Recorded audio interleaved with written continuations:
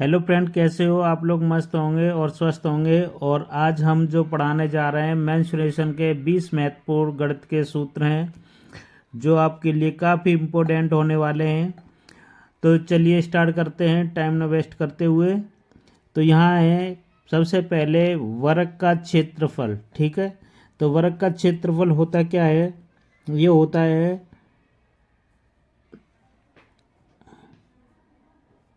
भुजा का स्क्वायर होता है।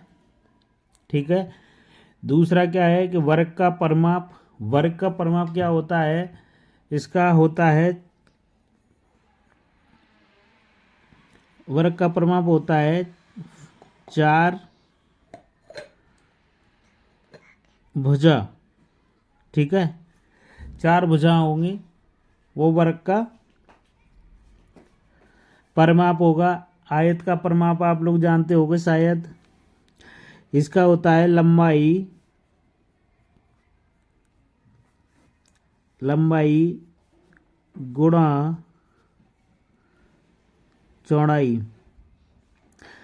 आयत का परिमाप क्या होता है? आयत का परिमाप होता है 2 लंबाई प्लस 2 चौड़ाई। ठीक है, इसमें से 2 कॉमन ले लेते हैं तो इसलिए ये लंबाई प्लस चौड़ाई हो जाता है। वृत्त का क्षेत्रफल क्या होता है? वृत्त का क्षेत्रफल होता है आपका पाई आर स्क्वायर। आर क्या है? यहाँ पर त्रिज्या होती है। ठीक है, और पाई की वैल्यू जो होती है 22/7 होती है या 3.14 होती है। और ये आगे है 6वां नंबर पे वृत्त का परिधि। वृत्त की परिधि होती है हमारी 2πr होती है। कितनी होती है? 2πr होती है।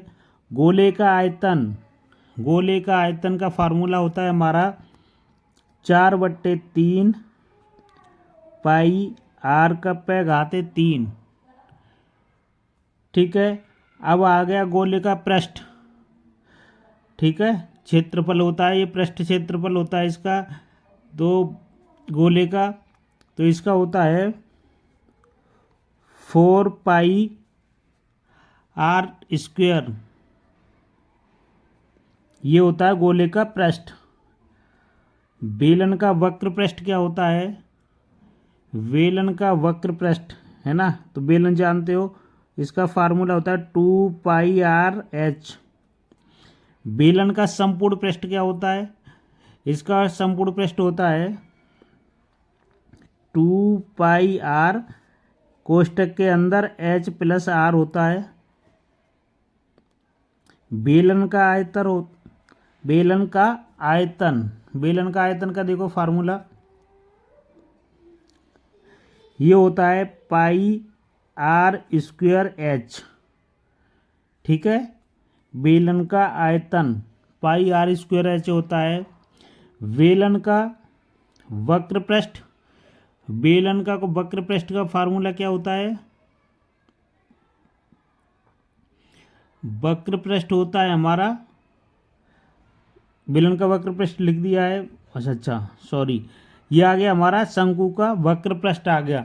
तो शंकु का वक्र पृष्ठ होता है πr/l होता है। शंकु का संपूर्ण पृष्ठ होता है, ये होता है πr/l + πr² होता है। इसमें से हम क्या करेंगे?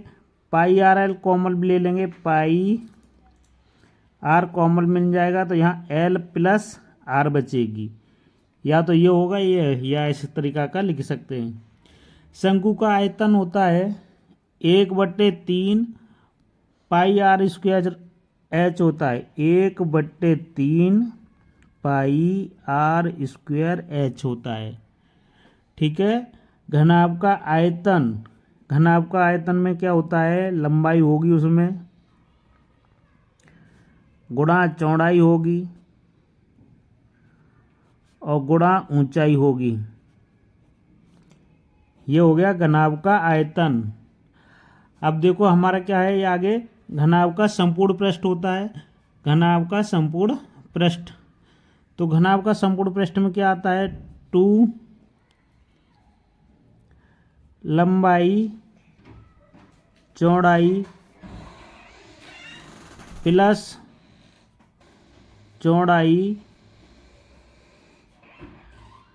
इंटू ऊंचाई प्लस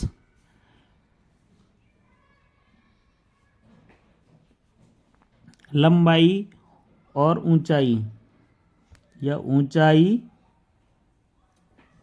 इंटू लंबाई। ठीक है, ये होता है।